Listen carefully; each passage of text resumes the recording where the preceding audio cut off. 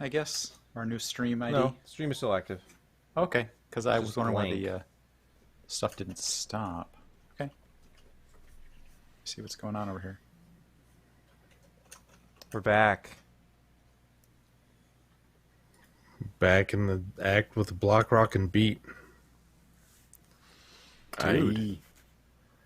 I think I know what happened. Well, I know what happened, but I think I know why. If Okay. anybody cares. I care. Yes, we 'Cause- we all care. When the tree fell on my house, and I had to have emergency electrical service done, I didn't really pay attention. It was like, okay, I don't care what you do, just get the electric back on.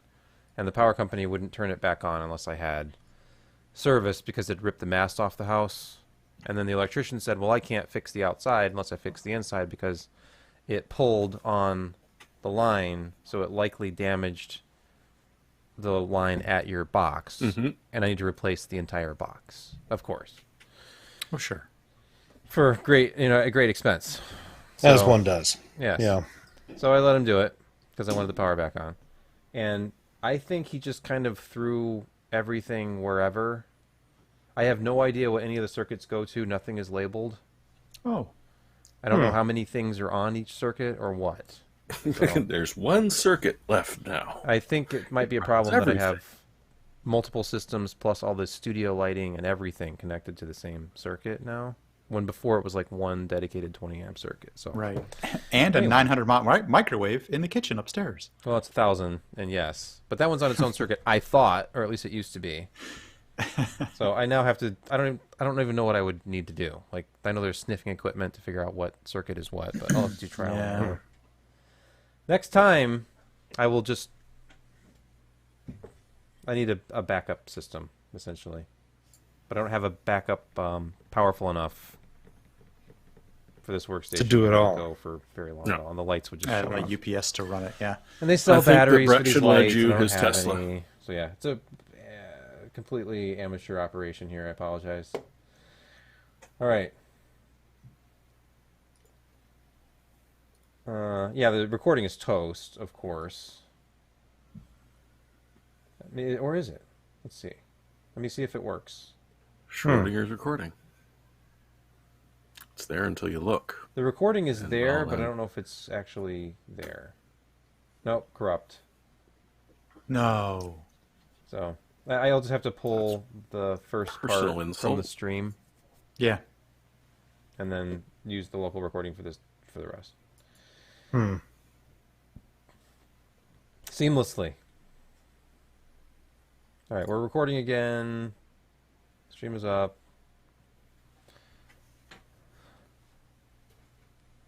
Man, we were just kind of rolling too. Yeah, as I was doing a soliloquy about, remember when 60 million transistors was a big deal back in 2000, 2001. Now we're at 57 billion in 2021. And it's like, where are these 20 years gone? Well, I'll tell you where. My lack of hair, the fading of my good looks, my tire around my stomach, all those love things handles. showed up and the years went by. It was not a fair trade.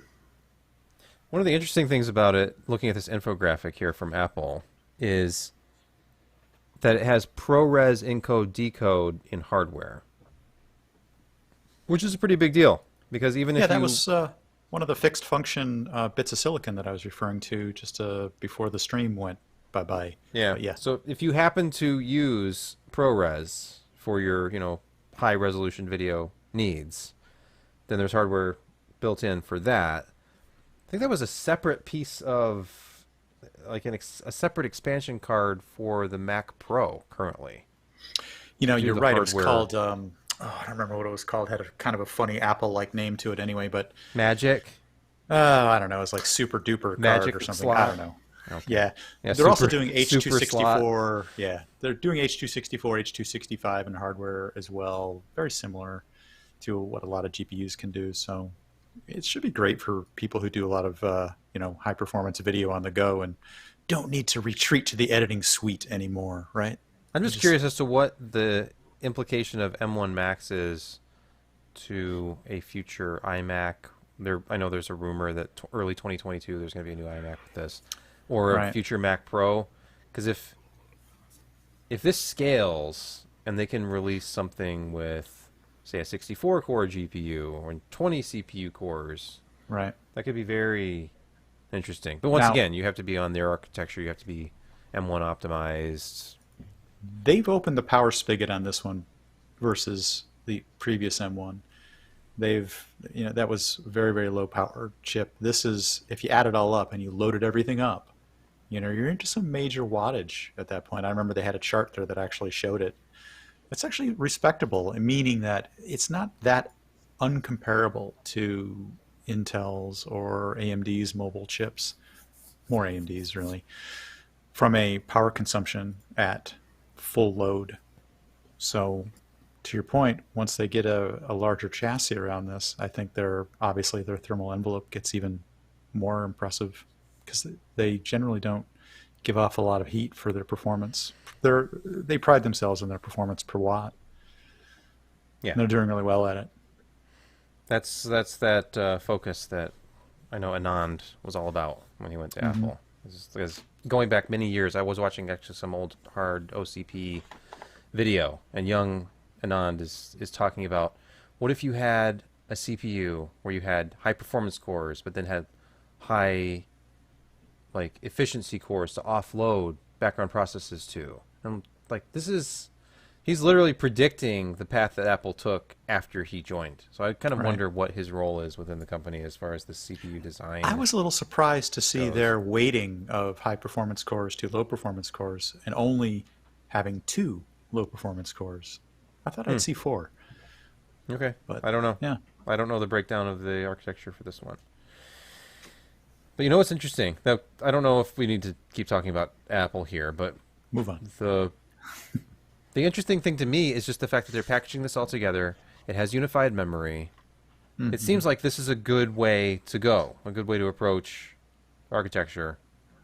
But on the PC side, it wasn't that long ago that we were hoping for this. We were dreaming of that AMD APU that would have HBM memory, and it'd be a lot more like what the consoles have, which is, for example, with the PlayStations, they've used a big memory pool of unified graphics memory for CPU and GPU operations, Right. with an AMD CPU at the core of it and Radeon graphics. And they've kind of moved, obviously they've moved away from that. Radeon 7 was their last consumer product with HBM memory. And that's huge. You think 400 gigabytes per second of memory bandwidth is a lot. That is a terabyte per second of memory bandwidth when you have as many channels In as they theory. had. Well, right, yeah, up to, because it was, Yeah. there's 4 gigabyte chips. Yeah, and it was running at half speed, so it was still 500 gigabyte per second, wasn't it? Because I know on my Vega 56, that's how it's set up. Yeah, with the Radeon 7, they'd added 2 more memory channels, so effectively I think it was close to a terabyte, up to Okay. a terabyte per second. But anyway, they moved on. They're back to GDDR6, but interesting. This is all leading to this one story. SK Hynix, in their newsroom today, they have announced development of HBM3. So they will be the first in the industry to successfully develop the High Bandwidth Memory 3, the world's best performing DRAM, according to their press release here. And this is the 4th generation of HBM, of course, because we had HBM2 and HBM2E. And now we're going to So have the HBM3. 4th gen is HBM3. Okay. Yes. And look at the this. naming We're sequence. talking about I assume one chip. This is up to 819 gigabytes per second. 78% increase compared to HBM2E. Can you imagine Oh. putting 4 channels of this together? Wait a minute. I thought we were just talking about terabyte per second bandwidth on previous on Radeon 7. That was with 4 HBM2 memory channels. Right. They Right. were able to do that simultaneously. Yeah. Okay. All right. So Yeah. this is big. And 2 capacity types, 24 and 16 gigabytes. So just 2 channels of this, you could have up to 32 gigabytes, and that would be 1.6 terabytes per second of bandwidth. Right. So we're talking massive bandwidth here. So maybe this is the answer. Maybe Apple comes up with M1 Max, and it looks great, and then over on AMD's side, maybe the next workstation card has HBM3 and a massive amount of. Are any current generation AMD workstation cards still based on Vega architecture? I think for the Apple ecosystem they are, right? Because they have the. Or no, are those RDNA 2? I don't know, actually. I wonder think if they're there's- RDNA because recently after those Mac Pros came out, their OS started to support RDNA 2. So I believe so. Yeah, I wonder if this will end up just being one of those big NVIDIA, like, graphics accelerator workstation things, and they'll never make it to a consumer product. But it's interesting. Mm-mm. Not at all. Okay. Hate it. Well, Okay. it's time for Jeremy to depress us all with more, bugs and problems, security issues. Yeah, it What is blows up this on time? Sunday, doesn't What's it? the global displacement system story that you wrote? I mean, it sounds like a time traveling device, but Well, technically, yes, it will be traveling back in time okay. by about a decade on Sunday because of a bug that Version got because they were dealing with a forthcoming leap second and a little bit of math got screwed up.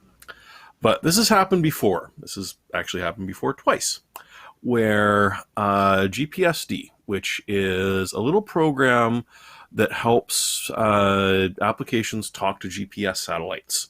And so everything from, little IoT crap to various things like Kismet and Roadmap, which are like open source alternatives to Google Maps, straight through to like driverless cars, marine navigation buoys, apparently some military IFF and rockets. The thing is that when they first started putting up GPS satellites, they figure, 10 bits unsigned is just fine. And it keeps track by week. So every week it increments from 0 to 1 to 2 to 3, which unfortunately means that every 1,024 weeks it rolls over to 0.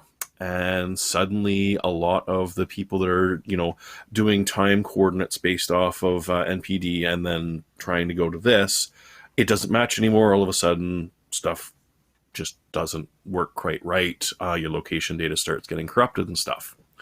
And so it turns out that there is literally one retired engineer out in Nebraska, Omaha specifically, that literally is the only one keeping this thing alive.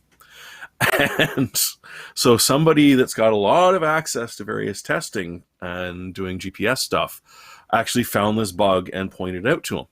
And sure enough, that good old Gary Miller, the one and only, and who is literally featured in an XKD comic, although I don't think Randall Munroe actually knew this was completely as accurate as it was, is now put out a patch. So if you're running anything that's using GPS that hasn't, you don't sort of check up to make sure that, it's still talking to NTP properly and that it knows where the hell it is, you might want to patch it. If you're using Ubuntu or a couple of the other distros, it's already been rolled in because a lot of the kit, of course, is going to be running that.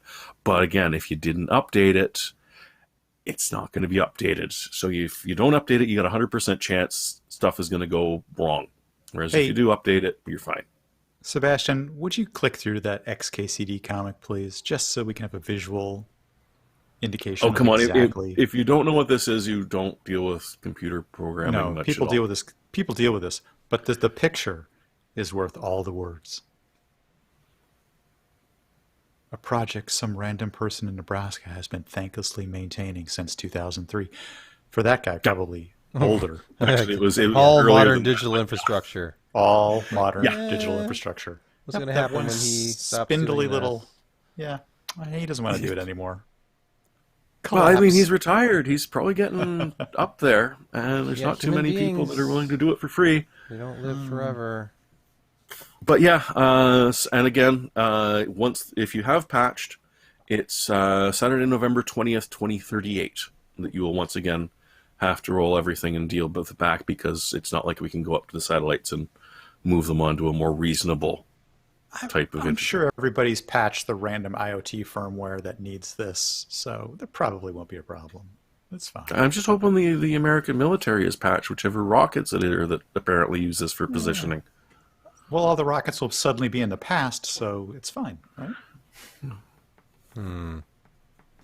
That's wrong. All right. How about something less depressing? Like Okay. how if you run out of ink with certain all-in-one printer, scanner, copier things, you're not allowed to use the scanner. And I know this is about a Canon product, but I think Brother was guilty of this too, because my mom had one of these years ago. She Yes. used to call me for support on it, and when she was low on ink, she couldn't do anything. But here we go. No, Class you can't action scan, you can't lawsuit. fax, you can't do shite. Right. Until you use and please be sure to use genuine Canon. Not Ink. refills. I like your Not that tag of HP is dirty. in court right now for this. I like your tag of dirty pool on this one, by the way. There's a whole slew of articles with that keyword. Oh, really? Oh. And all of them are... Dirty pool. 24 of these you've written. Yeah, Interesting. indeed. Not everything deserves it, but when they do, let me tell you. A new 'Cause, I mean, way right to make now- you regret buying a printer. Because, yeah, and as if you need any. Because I started out going on about As HP. if they weren't scummy because enough.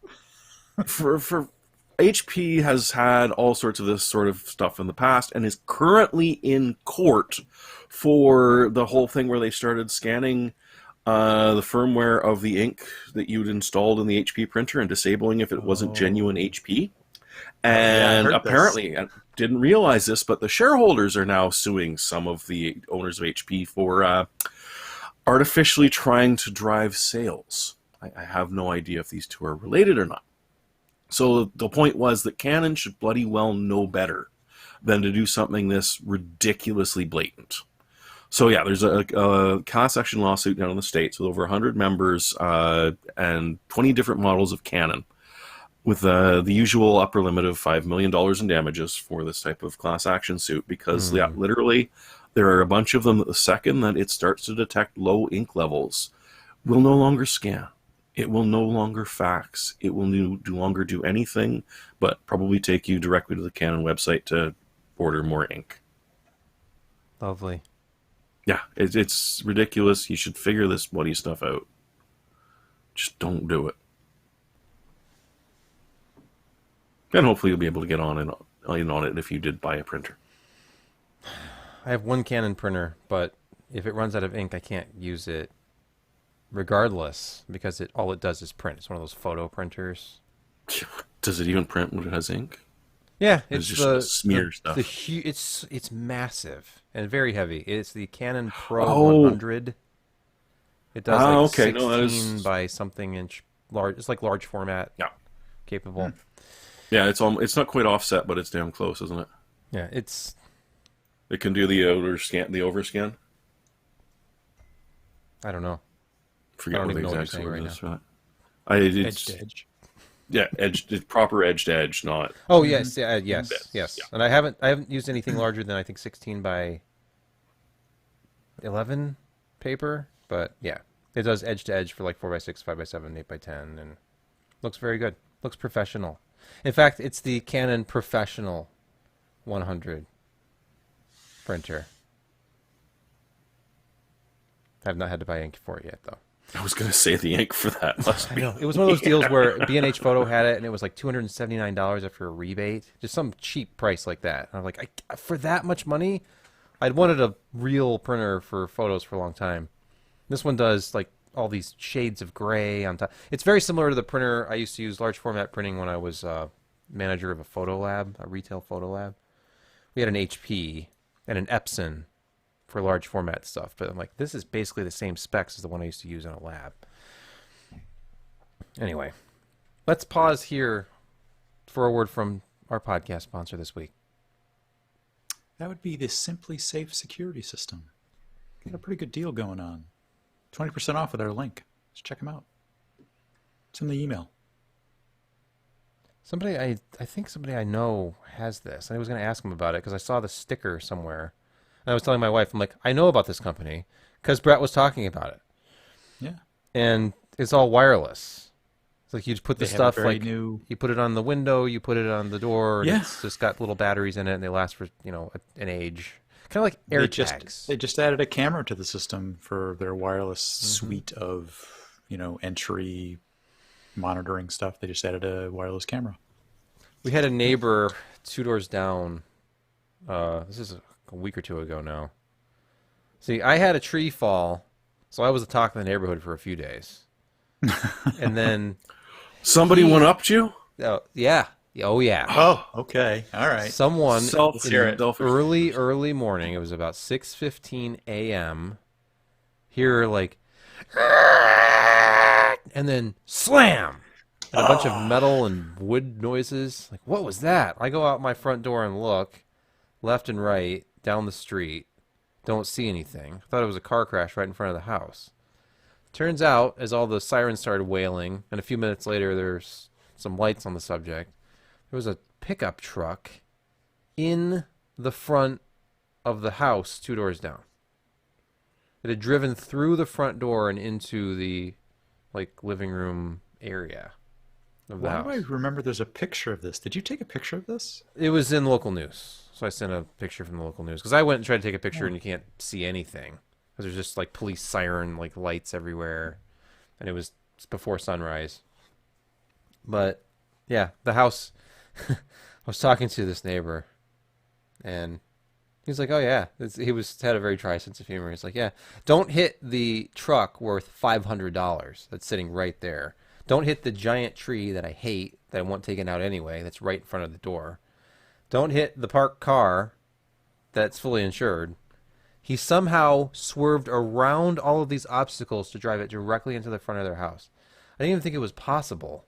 There's a light pole, a giant tree, and a truck, and he somehow managed to sneak in between all of these things and drive it through the front of their house. And then ran Pure away on talent. foot, and the police could not find him. So, and the truck was stolen. So, Josh, are you muted or is your mic out? No, Somebody I'm- said I'm chat- here. Oh, no, okay. Somebody said his mic was He's out. just Sorry. disappointed. I know. I'm sorry. Yeah, no, I'm happy, feeling happy. But when my wife and I were talking to him, he's like, I don't want to demean your tree thing. I'm like, it felt like kind of a slight. He wasn't trying to step on your infamy. Yeah. In other words, It's like, but I mean, I'm getting married in 8 days, and now this happens. Like, oh, ouch, yeah, that stinks. And then the contractors came out, and he's calling around, and the fastest anybody can come out is between 3 and 6 months. Oh, man. oh, What the hell? It's like when That's a perfect time of year. the tree fell. It was easy to do the one car because they just assessed it and said, oh, it's totaled, because the roof was crushed and there was frame damage and stuff. But for the other car, because there were 2 in the driveway, that's been waiting to go to the shop. It doesn't go in until the 26th. So in 6 more days, the event that happened on September 7 will finally be addressed with that car. But who knows how long it'll be in the shop? Because parts Well, don't he's going exist to have to anymore. live through winter with a tarp covering the front of his house. It's plastic. Yep. It's just clear plastic. It's not going to work well. Stapled to it. man, we should have started a GoFundMe for you. Winter is coming. Yeah, there was a very noted local contractor came out the same morning. I'm like, wow, that was fast. He's like, no, the police just called them. They came out and put a board over the hole. Oh my gosh. But yeah, they can't come out for 3 to 6 months. Like, okay. That's terrible. Poor That's guys. a scene. Yes.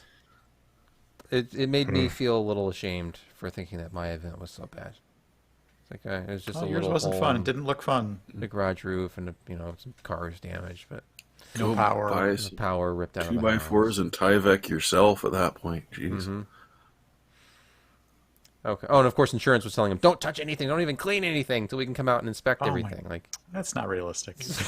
We should be meantime, it had, thrown his fence gate November. across the driveway, and there's wood and trash everywhere, and you It's can like look. there's birds flying yeah. into the house. But I mean, you could literally look through his house and up the stairs into his upstairs, like from across the street, because the front of the house is gone. All right. Hope he doesn't like to walk around with a bathrobe open. He said he would never stop doing that. Okay. That's his right. I don't know how important this is to you, But I think the YouTube chat is bust. It's Oh, busted. no, really? Does that mean the YouTube stream is down? Oh, chat is no longer available. Yeah. Interesting. Still seems streamy. No, but Marty Wood says it's working. Okay. Okay. Oh, Yeah, wait well, a minute. let's- Yeah, let's continue. Let's get Okay. through the last of these stories here. We're All back. right. Please. We're back, and we're going to talk very briefly about a few more topics, including some games that are on their way with DXR, ray tracing, DLSS.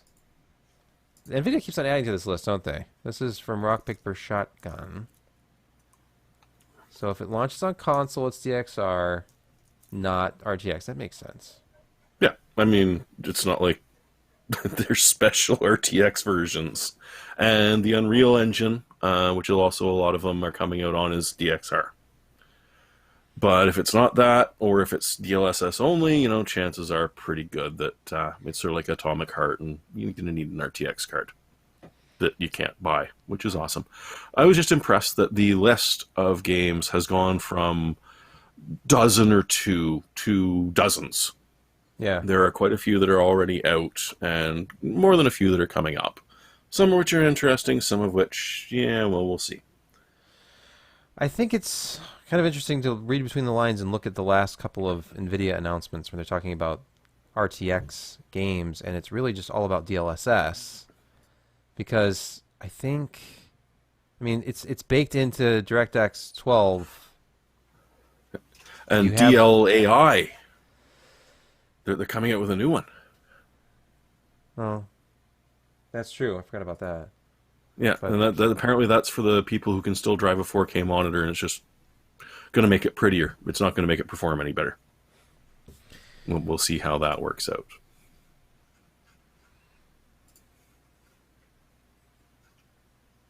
All right.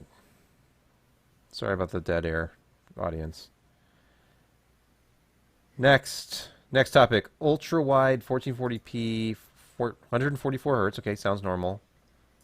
But under $400 for said features, and I have to appreciate the Cowboy Bebop wallpaper here, not the new series, the original anime.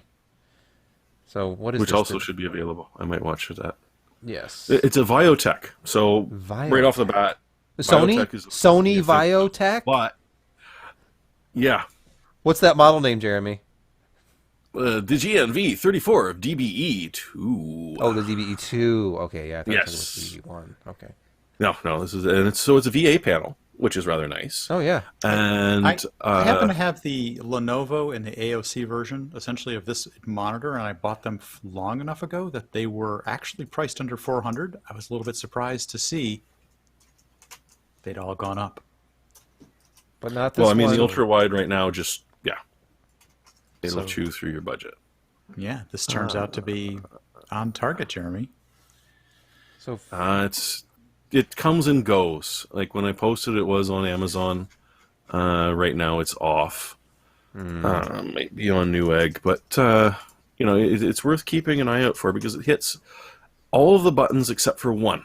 That stand is fixed, so you can okay. tilt and rotate, but it does not go up and down. So that is a little bit of a pain, and it means that even though it is VESA 75, you're going to have to include the price of an ARM in there if it really does drive you nuts. Then again, you know, I mean, for this sort of price, and yeah, okay, Newegg, it's right at $400 right now. It was on sale before, but still, if you want, you know, actual widescreen, if you want to sit there and watch a movie without any black bars, this is not a bad way to go. And with that curvature radius, that's 1500R. Yeah. It's fairly curved, right? It's No, that's pretty the less flat. curved one. Yeah, Remember, so it's 34 inches 1000 wide, R Yeah. is pretty curved. 1500 is a little curve, and 1800 R is a pretty not terribly noticeable curve Oh, okay. because it's the radius. So Gotcha. the larger the radius, the less extreme the curve is. And VA, typically the only real complaint about that, because VA has really nice contrast ratio, good blacks. but Correct. not great off-axis at all. But when it's curved, that kind of takes care of that problem. Off-axis isn't bad. It's TN is obviously the off-axis king of crappy-looking monitors. Crappiness, yeah. But VA has pretty good. Off-axis is not bad. It doesn't have the saturation, I think, that IPS does, so it doesn't look as colorful. It Why is does a little everything bit have more to be- drab. It's always Yeah, a the trade-off, gamut. isn't it? It's the gamut. Yeah. It's a little bit narrower. So You have to go all the way to OLED to get the color Everything you saturation, want. the Yep. viewing angles, and the contrast. now, But I then you like run my into two other versions issues. of this monitor. They game well. I don't have any trouble seeing stuff due to the curvature. The curvature doesn't bother me unless I've used a flat panel, and then it takes a few minutes to get adjusted to the curvature of things, or vice versa. But that's not unusual. They're really good panels, and I think the only difference between the manufacturers on these is some of the electronics and the stand, as you're pointing out. But the panels are pretty solid up to they're the like third generation widescreen up to 144 hertz refresh. The first ones were up to like 70, the second ones were 100. These are the 144s. So they're probably about ready to be retired, and the next generation is going to come out. So it's about the third generation of this from it's probably Which is probably why the price is down a little bit. LG. Yeah. Somebody was complaining the other day. It may have been JZ 2 cents. Well, yeah, but he was going off that monitors were just so boring anymore, and I just scratched my head and thought, in between 2005 and 2015, monitors were extremely boring. After that, they finally became interesting again, and now we've got sub $300, like with my wife's 30-inch behind me. That's a 200 hertz IPS monitor that is absolutely gorgeous to look at, and you can get those for just, it's so amazing what you can get for just dirt cheap, and all of them pretty much have FreeSync included in there. Some of the higher end stuff obviously with the G-Sync, but yeah, I think that it just continues to build after being so stagnant for so long. It's like 24-inch LCD 60 hertz from 2005 to 2015. That was the standard. Didn't do a whole lot of changing. Panels became slightly better in terms of color, and you had higher end. But now it's really interesting. You get FreeSync, you get higher refresh rates, you get a variety of panels, you get curvature. We're living in nirvana when it comes to monitors as compared to back then. So you're saying it was a bad take from Jay? It was a very bad take. Yeah, of all things, like monitors being boring.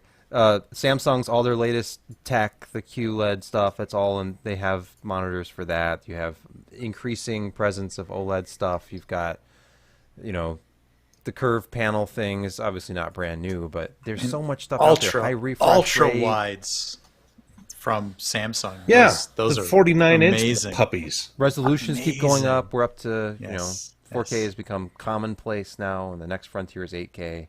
It's not boring. I think it's fantastic where we're at. I don't know All right, about you quickly- guys, but I don't replace my monitors very often. So usually No. the leap is like so many generations. When I do, So- it's like I'm blown away every time I get a new one. I know that power supply is cited a lot as that one component that you kind of take with you build after build, like your case. You'll replace everything else, but you'll keep the Well- same power supply for 10 years. They got Monitors the same 10-year way warranties. Yeah, I agree. for me. I've had the same 25-inch 1440p monitor that I bought in like 2011 or something. It's just, it hasn't failed yet. It still has good brightness. It's IPS. It has terrible contrast. It works. I get to play with cool stuff, but my actual daily driver monitor that I've had forever is still the same. FPS review. Took a look at overclocking the non-XT6600, and I will skip straight to some results that they got here. If you look at Far Just Cry go to the overclocking. Nobody cares about anything else. Yeah, let's just look at overclocked results. Far Cry Well, because 6, the interesting bit was that Yeah. they just used the native AMD software. They didn't use Afterburner. They didn't do anything. They just said, "Boom, we're going to use the new AMD drivers, and we're going to try overclocking that way." Which is Which not a bad most way to people- go. Because Yeah, honestly, most people didn't. I've tried doing it both ways, and Radeon software for overclocking is pretty good. You know, you have total control over your voltage and your frequencies, and you can tweak the memory and play with the, you know, the cooling, and it's all pretty The hard intuitive, limits actually. were frustrating for them, though. Power limits? No, well, the power of plus 20 wasn't bad at all, but the memory slider topped out at 1.9 gigahertz, Okay, and they were yeah. still 100% stable at that point. So they But wanted to there's go no farther. going faster. Okay. And then same with the GPU, only 2.9, and then you're at a hard limit. And so they cranked them both up to the max. They're like, it's not artifacting. It's perfectly happy. It can obviously go further, but But I don't think that's something that you will get past just by using Afterburner, though. I thought the well, no. And I limits think were there. Afterburner's power limits are lower, Oh, okay. if I recall correctly. Odd. Maybe that'll be updated because I know that there's different profiles in Afterburner. You can go reference design, MSI design, hybrid, like of both. Yeah. So it doesn't always work perfectly. I tend to use EVGA, the precision application when I'm overclocking NVIDIA cards, but it's been a while since I've done overclocking in a review. But FPS review, really quick. Far Cry 6, 1080p Ultra. They leapfrogged the 3060 basically. So they went from 92 FPS to 99, which was good for a 1 FPS lead over the 3060 Black Gaming that they tested. And it's not a ton, but I mean, here we have Far Cry 6. If you move up to DXR enabled, that got them an extra 4 FPS. It was still behind the 3060. But No, there's a reason. yeah, Metro enhanced. Apparently the images are not loading. What is Well, happening? the ads are more important. Yeah. So here's the Cyberpunk, everybody's favorite title. Good for about a 2.5 FPS increase by overclocking. There's not a whole lot of headroom with GPUs anymore. No. Nope. No, We've talked it's about kind of useless. yeah. Yeah, But it was well, you sort of make your surprising how much they got out of it just by pushing the driver power limits. Just kind of one tweak, and that's all it took. Yeah. There's a lot of headroom with that card as far as power delivery goes because it has an 8 Right. pin and only has 132 watt TGP. So, I mean, you can just off of PCIe power alone, you could push it way, way higher. So, I thought that was only 75 watts. Yeah, 75 from the slot and 75 from a 6-pin. Right. and they have an 8 pin, which is good for 150, Yep. right? Yeah, so it's 225 in theory. I'd say just put 225 into it to see what happens. Although I thought a lot of, like, the first thing I'm ever told about AMD is you go to undervolt. I'm like, what does I've that heard even that. mean? And of course I know what it means because in Radeon software you can do that. You can lower the voltage, but there's actually a preset. When you go into the performance tab, you can choose to like automatically have it scan your GPU and just determine the best undervolted, like stable undervolt number for you.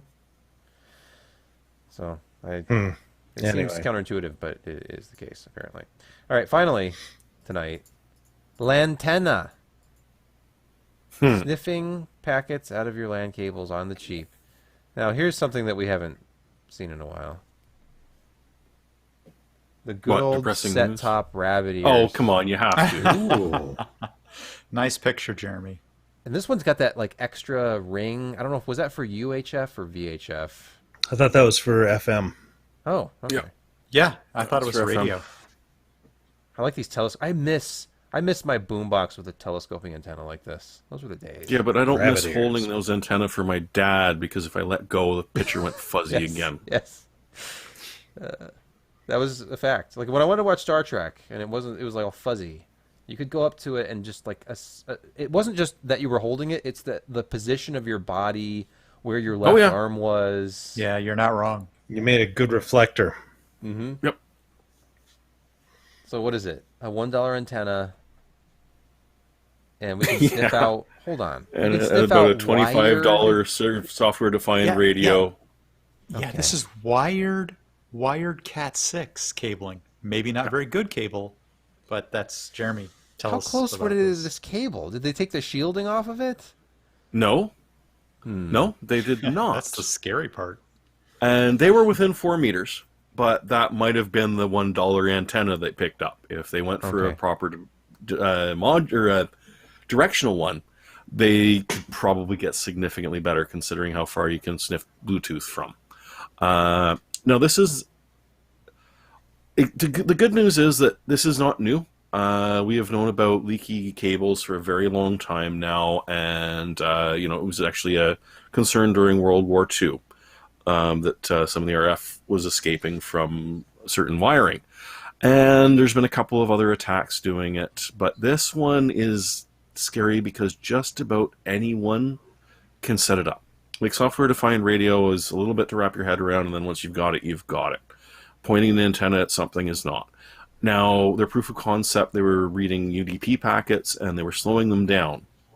But again, I think if you've paid more for the software-defined radio, so it could get things, like not necessarily receiving a higher frequency, but deal with a higher volume of packets to be able to transcribe stuff into human-readable speech or human-readable text.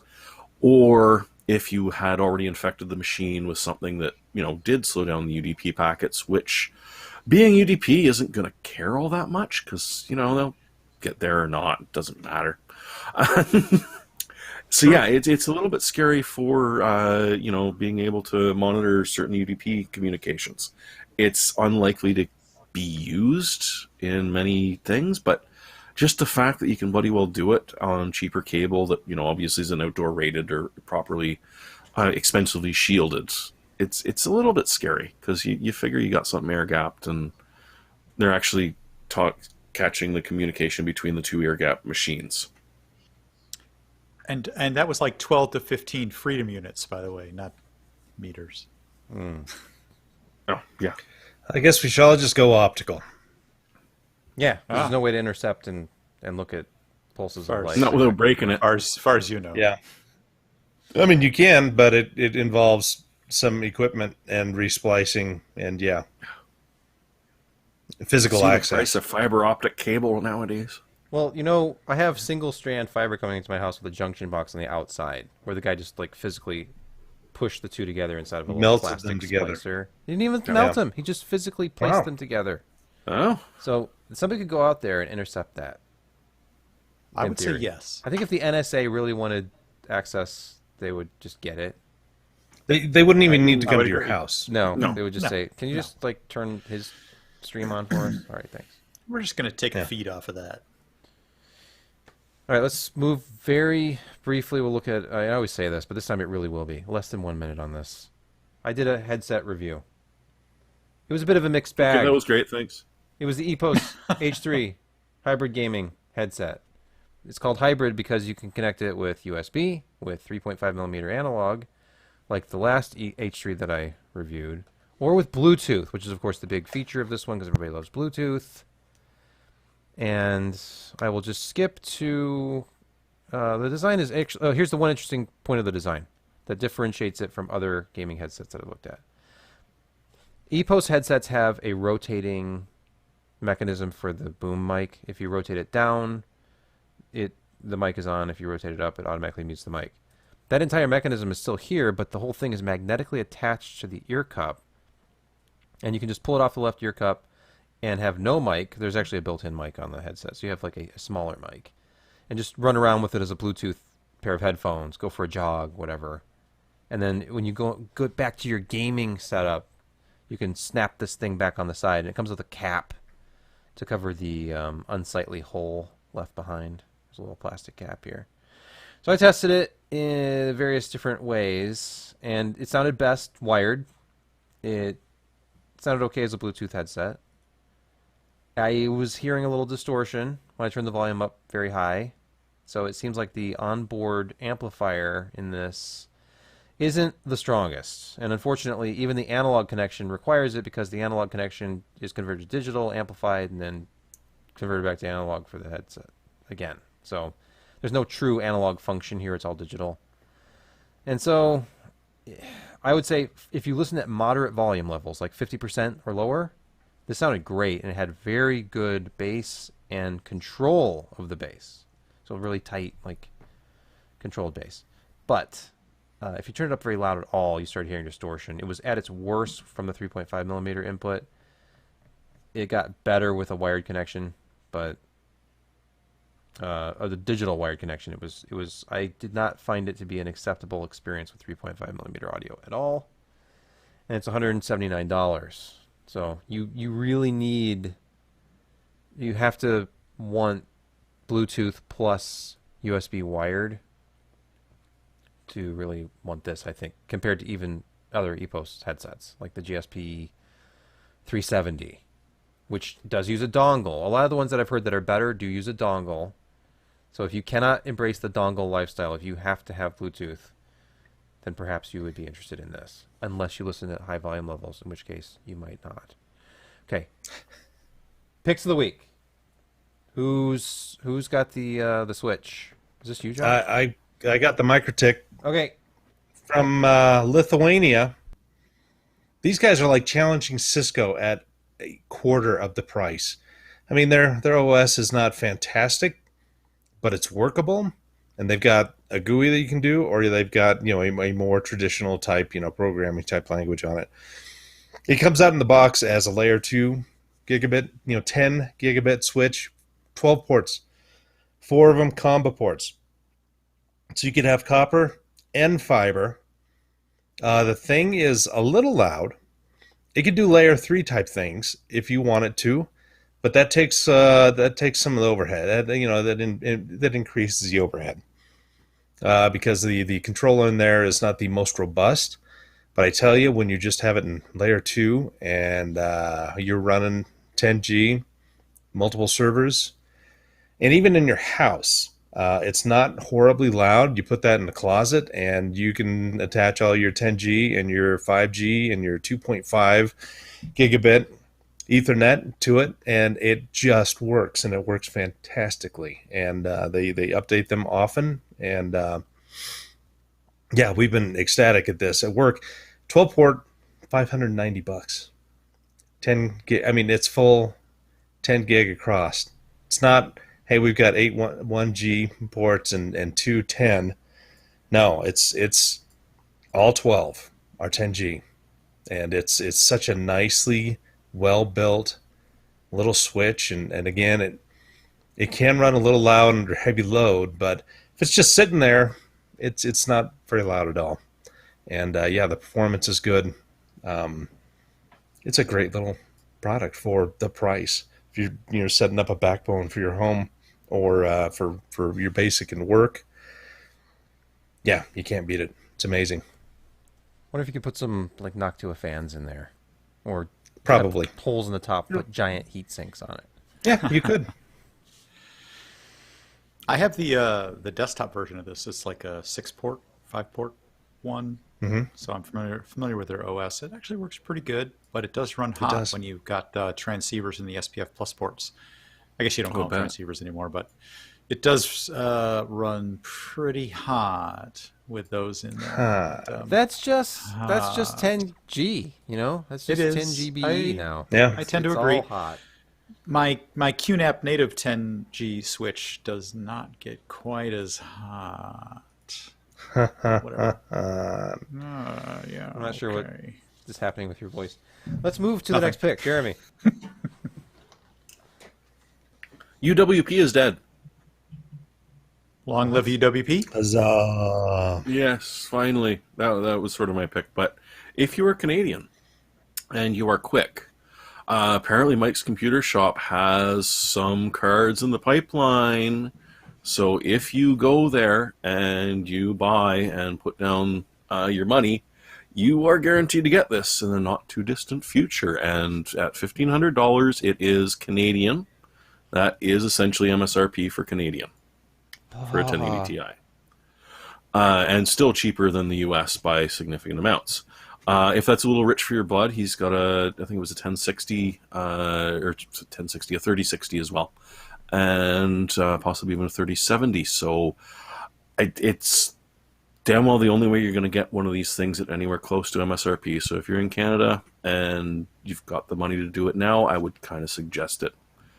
And they've got you also get a 20% Noctua gift card off your next purchase for the next hopefully year, not this calendar year, but good for a year. Because I don't know that you'll necessarily get it for Christmas, but you will definitely have one coming some point. Would you be... And sticking, well, they just opened up the border, so, well, that's easier now. Oh, okay, yeah. Just get that enhanced passport, or wait, I think in Michigan I have to have an enhanced ID or a passport to get over the border. We do require passports now, yeah, sorry. Oh, okay. Yeah. All right. Still technically the world's longest undefended border, but it now needs a passport. Oh, Brett, going up what you that got? bridge. All right. What I've got, this reminded me of Josh's days of racing. Maybe he'll come back someday, but this is One day. a very affordable way to get into sim racing from a chair perspective. Woot is offering this Playseat Evolution gaming chair for $255. Normally this is about $320, so this is a very reasonable, about $70 off or so. And the platform and holders are very sturdy. The seat is definitely one of those bolstered seats. So if you're into the sim racing scene and are looking for $255 is really affordable for a full metal holder platform for the pedals and a real relatively real racing seat with a real aluminum platform underneath it. It's just downright affordable if you're a sim racing fan, because these sorts of things can cost double or triple, and even this one regularly priced, take a look on Amazon, it's in the lower 300s. So $255 off of Woot right now using the link that will be someday in the notes. Just go look at it on Woot if you can't find it. Here, go get one if you're into it. You know, the one thing that I've never liked about those is the pole in the middle in between your legs. Yeah. Especially if you're doing three pedal. You're often banging your knees on that thing. So pay attention to what kind of pedals you got and how you're going to use it. It should be fine for most people, but just something to be aware of. Knocking knees is not fun. Not those, Indeed, at least. totally Well, true. If not- you're going to be clutching, car. then you might want to consider it. Yeah. My Momo pedal set does not have a clutch pedal, so I guess I'm a pretender. You're good. You're fine. All right. It's not real sim racing then, is it, Brett? Nah, it's sim. It's a simulation of sim racing. Sim-esque. Yeah. Sim light. It's a Sim sim of S. sim racing. It's like there's Sim City and then there's The Sims, and you're on like the Sims side of sim racing, not the Sim City side. Okay, my pick this week it's not an actual pick. It's just something I want. I don't have one of these. Of all the hardware I have access to, I don't have this specific generation of Pentium 4 on hand. But I wish I did, because Notebook Check had an interesting article this morning, or not this morning, it was a couple mornings ago. Intel Pentium 4 processors running Windows 11. Now this is how I would embrace Windows 11. Just as an FU to Microsoft for their ridiculous hardware requirements for this. And there's a loophole basically.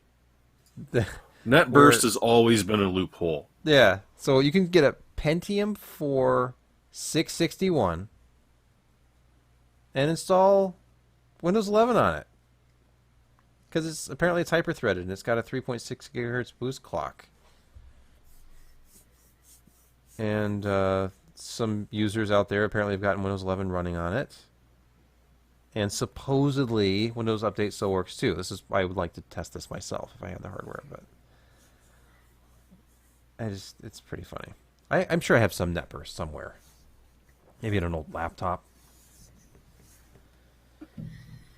I don't know when I'm even going to go to Windows 11. It's Why disappointing. would you? Why would you right now? I'm not. Right. I'm seeing another Vista here. Oh, that's harsh right now. Are you sure? Why? Hey, I didn't call No, it no, ME. no. Windows ME. Yeah, I didn't go that Ooh, far. wow, that's See, I really was being nice. That's harsh. Because I ran Vista, yeah. and they eventually made it pretty decent. Yeah, they made But it it took a less while. horrific. Yeah, Windows ME never got No. good They moved on. They went past that. Yeah. quickly. You know, when LGR did his Windows ME retrospective, I think it was last year, he had a great experience with it. But it's all these years later, he was able to cherry pick the exact components that would work fine with Windows ME, like stuff that was And tested. nobody knew All it 8 then. of them? Nobody knew. drivers, you know, Yeah. the most mature drivers possible, because like the final versions of all the drivers for this stuff all these years later. Right. And if you put together a system that's fully supported, it wasn't bad. That's probably that's the case with Vista too. Once Vista had kind of matured, and then you had Vista, like mature Vista hardware, not like early, certified for Windows Vista that didn't actually run at all. And I had tried using Vista back then, and it wasn't that it didn't run or that it crashed a lot, is that it was so incredibly slow. You'd have to leave the room and come back and go get a drink and eat a sandwich, and things would still be churning, and the UI was sluggish. It was everything about it just was painful. But you'd put XP on the same system and it just flew. So It's all about the It millennium. could be worse. It could have been Windows as a service, which is what I was figuring. yeah, they said that Windows 10 was the final version of Windows ever, right? It's the ultimate version. And then, True. oh wait, no, Windows 11. I have my own thoughts about Windows 11 and Intel and Microsoft working together to essentially. It's not a create- sequel, it's a reboot. It's a ripoff, is what it is. Well, no, I was going to go with it's a reboot of back in the day when, Microsoft and Intel were caught in bed together doing horrible things. Just look at Windows 11. What does Windows 11 do? It puts people in a position where, for non-technical people, they're just going to look at it as this is the operating system that comes on a new computer. That back in the past, you had the option of going out and buying a box and upgrading to the latest version of Windows on your 5-year-old PC. That's not the case anymore. First gen Ryzen isn't supported. 7th gen Intel isn't supported. So you have to have a very new system, or just go out and buy a new PC. That's what you want to do, right? And that helps Intel primarily because they're selling the most laptop chips out there. And laptops dominate the PC landscape yeah. for normal people, like average people, business people. So this is it's good for Intel and it's good for Microsoft. But obviously there have been some issues with performance with Ryzen processors early on. And it's just, I don't know. I look at it, I think it's kind of strange. Do the major players care a lot about that? Do they? I think If they they care a have lot. I their- think Intel cares a lot about Apple and what Apple is doing, and I think that Windows 11 is very, very well optimized for Intel right out There of you the go. box, and not so much for AMD out of the box That's- without patches. And that's the story right there. And then if you look at the UI, just the way that the desktop looks, like, is it any coincidence that they have a centered dock in the bottom of the screen, that their advertising campaign currently revolves around so-called average people off the street going in to look at a new Apple product and then being told, oh, by the way, it's a PC. And it looks like a Mac, doesn't it? The operating system looks like a Mac, doesn't it? But it's a PC, and it has a touchscreen. Yeah. And that makes it better. What do you think that's saying? I think it's I saying know that what it's- they're I know what it's saying. that M1 is really, really good. And I didn't even Is click on it. that I forgot about imitation is the sincerest form of flattery? Flattery, yeah. We didn't, because the power went out, because I'm an idiot, didn't have everything situated properly. We didn't look at the MacBook Pros, so I'll spare the viewers and listeners any additional talk about that. But Apple has invented I/O. Johnny Ive is gone, And they waited a And couple we years. didn't get they're a like, chance to potentially poke fun at the new notch. So there's always that. We can come back I mean, to we can that. talk about it for a minute. I can splice it in. All right. I mean, So we still can't get that so- $20 chamois yet. there's this notch. still not thing shipping in the- There's this there's this notch thing in the new MacBook Pros that it's easy to point Yep. and laugh at. But I've got two observations for Okay, you. stop. We need a better segue Stop. than that because I'm going to cut this in earlier in the show. Right. We can't talk So- about In the M1 name Pro and of Max Notch. without talking about the new machines that have these processors in them. And of course, I'm talking about the MacBook Pro because that's all I've announced so far. Brett, do you have some observations about this? You know, it's easy to poke fun at the fact that they have notched their laptop. And you know what? My first reaction was to point and laugh. But on second thought, I looked at it and I went, why did they do this? And who in their right mind would think that they could get away with this? And then I looked at Hey. what it was that they had done. Brett, I'm sorry to interrupt, but I'm looking at their So go marketing ahead. images here, and I don't see a notch because they just Yeah. have a black bar at the top of the screen, so you can't see it. You're right about that. And Oh I wait, think here it is. You can see it at this Oftentimes, angle. oftentimes, I think a lot of applications won't show it because their full screen implementation or their full size window will be below the notch. They've done two things here with regards to alleviating the fact they have notched their laptop, and I almost can't stop laughing when I say it. But the serious side of it says two things. One, that their screens have almost always traditionally been 16 by 10, right? The Mac has sort of been sort of a mainstay in the 16 by 10 Yeah. keeper of the taller aspect ratio. If you look at the pixel density and the pixel resolutions of these laptops, they're actually slightly larger than 16 by 10, meaning that they have actually more height than their previous 16 by 10 laptops. Yes. So I they can figured actually that's what you meant by that.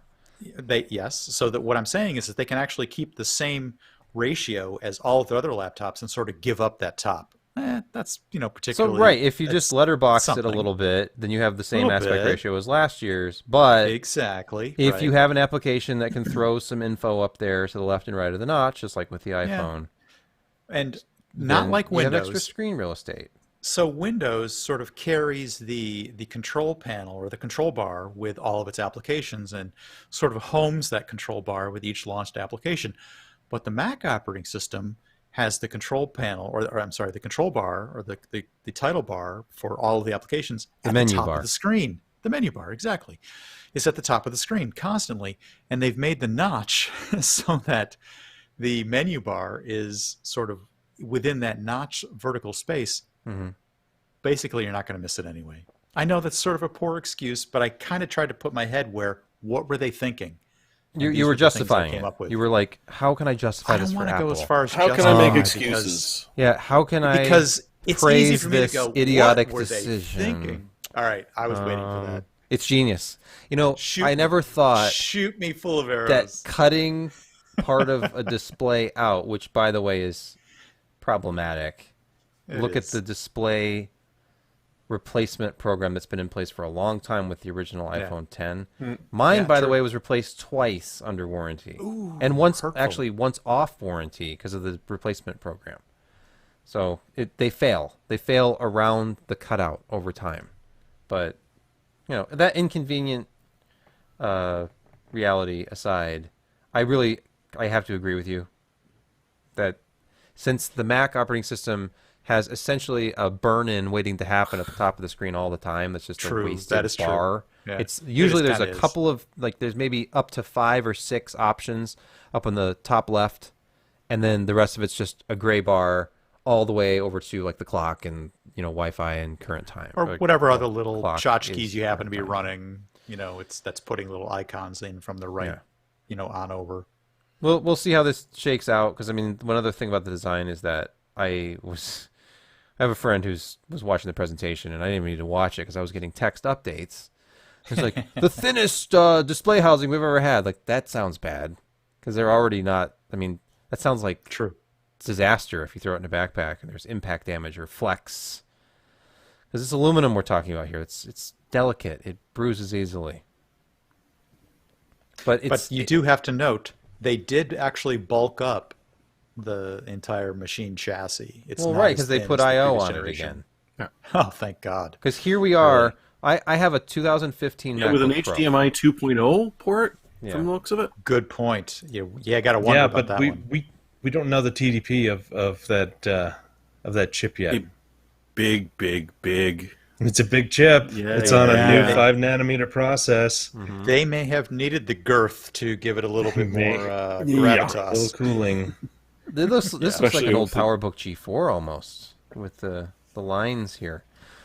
I've heard comparisons to the old polycarbonate Really? with the whole, the way that shape is. But yeah, go on. SDXC slot, Thunderbolt 4 and HDMI 2.0 on one side, MagSafe 3 on the other side. MagSafe is back. Thunderbolt Oh, thank 4, God. 2 more, and a headphone jack. So this is pretty much a laptop.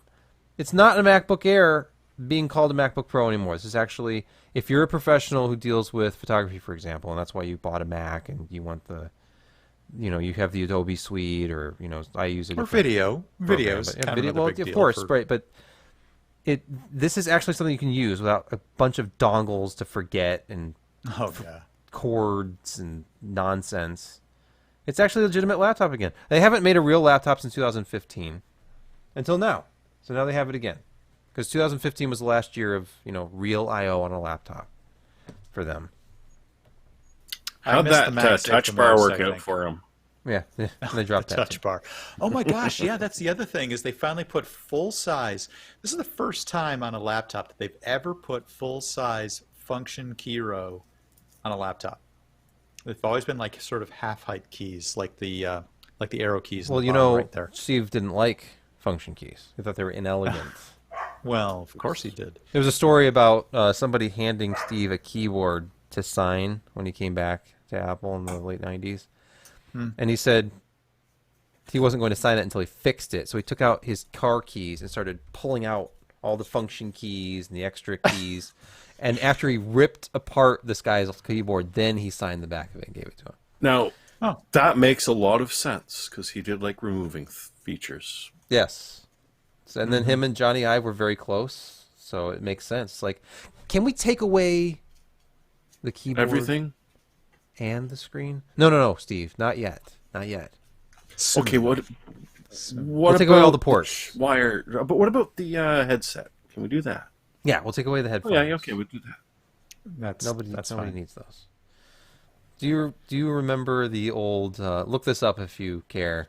MacBook wheel. Just look that up on YouTube. It was an old Onion video. It was a Apple presentation that's just ended, and they're interviewing people on the street. There's like people who are like, "I'll buy anything if it's shiny and made by Apple." And then they're like at the trade show, and they're showing Yeah. the new MacBook wheel, and it's a MacBook Air, but instead of a keyboard, it has the touch wheel from an iPod. Right. And you literally have to go Right. like A, N, D to write words, but it had predictive paragraph technology built in. So it was like you start to write A, and it's just like it comes up with basically an entire story for you. Right. The picture just landed in the PC per Public channel on Discord, by the way. Oh, the if you MacBook wanted to wheel. show that. No, I'm Indeed. Yeah, those were the days. not always slow. It's one of my favorite Onion videos. Yeah, that was pretty good. Well, I mean, the Onion's been put out of business by reality lately, so Oh, that's the truth. Okay. So, I mean, to distill what they did down is like they finally came to their senses and backtracked on most of the things that people were complaining loud. Well, they did the keyboard most loudly first. about. They brought back True. The butterfly versus the scissor mechanism, and then Yeah. now they're like, you know what? I think professionals would live with a few extra millimeters if it got them, a usable machine again. I Plus, think everybody screamed that. Yeah. plus they have they probably just did this as an afterthought to make people happy when they realized, oh no, we cannot fit this new chip in our existing Slim chassis. The two realities combined. Yeah. Like, dang it wasn't just Intel. It's just anytime you have a more power hungry chip, it's hard to, And they Make it ditched the touch bar because because it sucked. it was, what was the point of that? I don't know, And but I'm going to honestly, spend a good I chunk of tomorrow actually with have an i9 16-inch MacBook Pro now. You actually do. As if I this is actually surprising to anyone. No, it's probably not surprising. No. And does it have a touch bar? It has a touch bar, yes. Throw it in the garbage. I can't. We just got a brand new 2019 one that I got to set up for someone tomorrow, and I'm probably going to cry several times. Hey, it's still It's Intel. just tears. That means you can put Linux on it for them. Put Windows 11 on it. Yeah, I You don't have to support Mac OS. That would actually be better. Yeah, it's And the it- touch bar will Just never light up. format it. Just put it in operating Mac system. OS like touches me in inappropriate places. It's disturbing and But only 64-bit Horrific. places and only approved places. Because Big didn't Sur doesn't like approve of it. anything. that's part of my problem. Okay. Well, I think on this note we will end the show for this week. We'll be back next week. I have a feeling we'll have more to talk about in the the realm of PC hardware. But until then, thanks for listening and or watching. I have nothing else to say. Good night. Goodbye. I'm curious as to Thank how the you. quality will be for that first 18 Yes. minutes that I lost. Dramatically Well, you different. might have to scrape it off YouTube. That's what I'm going to do, because if I try to Yeah. download it, the resolution is terrible. I need to Yeah. also, if The there's animals another- are getting restless, so I apologize. Literally, the animals were getting restless here, and one forced my door open a little bit. There's been lots of barking, which is why I've been muted. I apologize. It's fine. The barking was Oh, so I'll give the rhythmic kid- there for a while. Yeah. It was like I'll give the dog on one beat. thing. It's got good timing. Yeah. That's Yeah. what I thought too. All right. Well, I got to go and get things taken care of. So thanks, guys. Thanks for your patience with me. Appreciate it. No, Hi, thanks Josh. for your patience with me, Josh. You're fine. Good night. Okay. Good night. Good night. See ya. Good night. All right, we're still streaming here for the next couple What's of minutes. but- Flexgate? Don't forget Flexgate? Flexgate. Wasn't that I don't know what that is. Somebody just display wrote that in problems the related YouTube chat. to flex of the upper, like, display? Yeah. Oh, housing? oh, we The should just. display was That's a wee a. bit flexible. That's a. Louis Rossman's talked about this a bunch, and that was what the issue was. Is that there's clearly a display cable that runs from the main board in a laptop, goes around the hinge, and connects to the input side of the. It's probably, I don't know if it's LVDS or not on that particular series, but it might be an LVDS cable that has to run the signal, obviously, into the display. What Apple unfortunately did is that repeated openings and closings of the laptop, like using it to go from one place to another, would cause that cable to stretch very slightly and pull out of one end or the other, causing obvious disconnects between. Well, there's main one. board and There's the, one display. answer to this, Brett. Buy a new machine. These are not yeah, meant to be well, used forever. Just okay. toss it and get the latest and greatest. Here's what happened. Here's what happened. Apple never admitted to this problem, and this is That's their style. Of course it is. Louis Rossmann, however, observed that during this generation of laptop, before an official changeover from like one series to another, they actually lengthened the cable without actually acknowledging that there was ever a problem, and never allowed anybody to have this. I don't think have this ever repaired under a kind of warranty situation. It was always like, oh, it's your standard My $600 cable's too depot long. fee. Mm-hmm. Yeah. I've had a couple of Apple recalls on a few laptops that they had to fix. They're clearly not perfect. We'll just blame NVIDIA. They make a lot of mistakes. All right. Gavin says he has questions.